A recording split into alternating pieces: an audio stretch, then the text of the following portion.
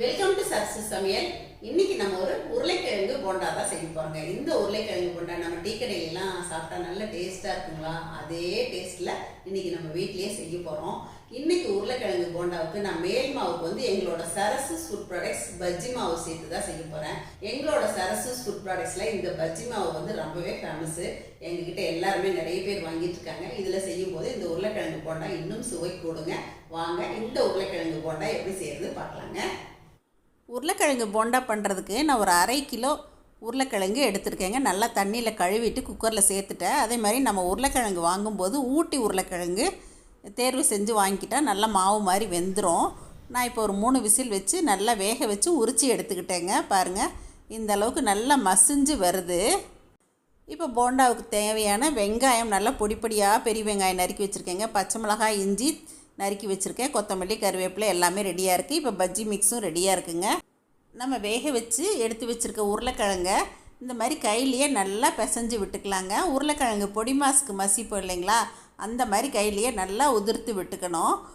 இல்லைன்னா நம்ம ஒரு ஸ்மேஷர் வச்சோ கரண்டி வச்சோ கூட உதிர்த்து விட்டுக்கலாம். இப்போ இதுக்கு தேவையான உப்பு இதிலையே சேர்த்துட்டேங்க. உப்பு சேர்த்து இதில் நல்லா கலந்து விட்டுக்கலாம். இப்போ இதுலேயே கொஞ்சம் மஞ்சள் தூளும் சேர்த்து விட்டுக்கலாங்க. மஞ்சள் தூளும் சேர்த்து கையிலையே நல்லா இந்த மாதிரி பிசைஞ்சு விட்டுக்கலாம். உப்பு மஞ்சள் தூள் நல்லா உருளைக்கிழங்குல பிடிச்சி வர்ற அளவுக்கு நல்லா கையில் இந்த மாதிரி பெசரி விட்டுக்கலாங்க. இப்போ ஒரு வாணலியில் கொஞ்சமாக தான் எண்ணெய் விட்டுருக்கேன். எண்ணெய் இதுக்கு ஜாஸ்தியாக வேண்டாங்க. ஒரு 6-7 பல் வந்து பொடிப்பொடியாக நறுக்கின பூண்டு இதில் சேர்த்துக்கலாம். பூண்டு சேர்த்த உடனேவே நம்ம கொஞ்சம் இஞ்சி பொடியாக நறுக்கினது இல்லைன்னா துருவுனது சேர்த்துக்கலாம். பச்சை மிளகாயும் பொடியாக நறுக்கி சேர்த்துருக்கேங்க. ஜஸ்ட்டு இதை ஒரு 10-20 செகண்ட் வதக்கிட்டு நம்ம நறுக்கி வச்சுருக்க பெரிய வெங்காயம் சேர்த்துக்கலாம். நான் 2 பெரிய வெங்காயம் பொடியாக நறுக்கி சேர்த்துருக்கேங்க. இப்போ இதிலே கொஞ்சமாக பெருங்காயத்தூளும் சேர்த்துக்கிட்டேன். இப்போ இந்த கிழங்குல மசால் பிடிச்சி வர்றதுக்காக கொஞ்சமாக தனி மிளகாத்தூள் சேர்த்துக்கிறேங்க. ஏன்னா பஜ்ஜி மிக்ஸில் மிளகாத்தூள் இருக்கும் காரம் நமக்கு. அதை போட்டு ஒரு 10 செகண்ட் வதக்கினோடனே இந்த வெங்காயத்துக்கு தேவையான உப்பு மட்டும் இதில் சேர்த்துக்கலாம். ஏன்னா நம்ம ஆல்ரெடி உருளைக்கிழங்குல உப்பு சேர்த்து பிசைஞ்சிருக்கோம். அப்புறம் பஜ்ஜி மிக்ஸ்லேயுமே உப்பு இருக்குங்க. அதனால் தேவைக்கு உப்பு சேர்த்துட்டு இந்த மாதிரி உருளைக்கிழங்கையும் இந்த வெங்காய கலவையோடு சேர்த்து கொஞ்சம் கொத்தமல்லி தூவிட்டு இந்த மாதிரி ஒரு பெரட்டி விட்டுக்கலாங்க. நல்லா ஒரு 2 நிமிஷம் அடுப்பை குறைச்சி வச்சே பெரட்டி விட்டு இந்த மாதிரி உருளைக்கிழங்குல அந்த வெங்காய மசாலா எல்லாம் சேர்ந்து வந்ததுக்கப்புறம் அடுப்பை ஆஃப் பண்ணி நல்லா ஆறினதுக்கப்புறமா இந்த மாதிரி உருண்டை பிடிச்சிக்கலாங்க. நமக்கு எந்த அளவுக்கு போண்டா சைஸ் வேணுமோ அந்த அளவுக்கு நம்ம உருண்டைகள் உருட்டி எடுத்துக்கலாங்க. இப்போ இதே மாதிரி எல்லாத்தையும் நான் உருட்டிட்டு வந்துடுறேங்க.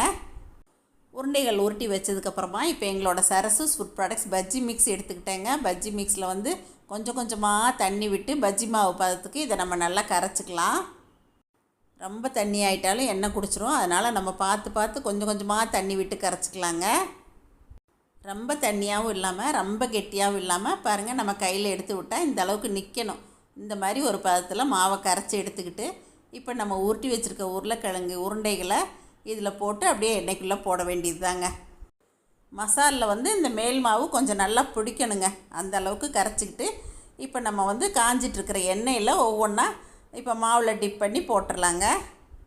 நான் இன்றைக்கி இந்த மாதிரி உருளைக்கிழங்கு போண்டா பண்ணுறதுக்கு கடலெண்ணெய் தான் வச்சுருக்கேன். பாருங்கள், இந்த மாதிரி தான் மாவில் வந்து நம்ம நனைச்சிட்டு நல்லா இந்த மாதிரி கையில் பிடிச்சி உள்ளே விடணும்.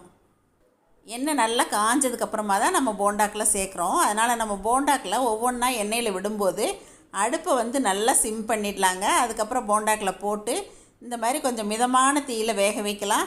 அப்புறம் இந்த மாதிரி நீங்கள் கரண்டி வச்சுட்டு நீங்கள் பிரித்து விட்டீங்க அப்படின்னா இந்த மாதிரி தனித்தனியாக வந்துடுங்க. எண்ணெயில் முதந்து வர்ற வரைக்கும் டிஸ்டர்ப் பண்ணாமல் இந்த மாதிரி பிரித்து விட்டாவே போண்டா அருமையாக வந்துடுங்க. இது நல்லா செவந்ததுக்கப்புறம் எடுக்க வேண்டியது தான். இப்போ பாருங்கள், நல்லா ஒரு பொன்னிறமாக செவந்து வந்துருச்சு. இப்போ ஒவ்வொன்றா எண்ணெயிலேருந்து எடுத்துடலாங்க. இதே மாதிரி நான் அடுத்தடுத்த போண்டாக்களையுமே போட்டுட்டேன். பாருங்கள், புசு புசுன்னு எப்படி எழும்பி வந்திருக்கு.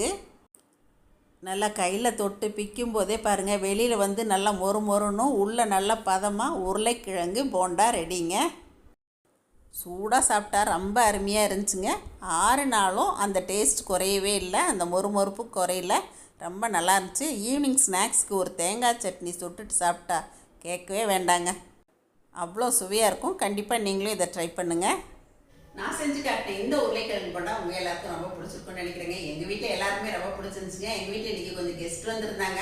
அப்புறம் ஆஃபீஸ்லேயே எல்லாரையும் வந்து கரூர் மாரியம்மன் பண்டிகைக்காக சாப்பிட போட்டிருந்தேன். அவங்களும் எல்லாருமே சாப்பிட்டு ரொம்ப அருமையாக இருக்குது அப்படின்னு சொன்னாங்க. எங்களோட Sarasu food products bajji mix உங்களுக்கு தேவை அப்படின்னா எங்களை காண்டாக்ட் பண்ணி நீங்கள் வாங்கிக்கலாங்க.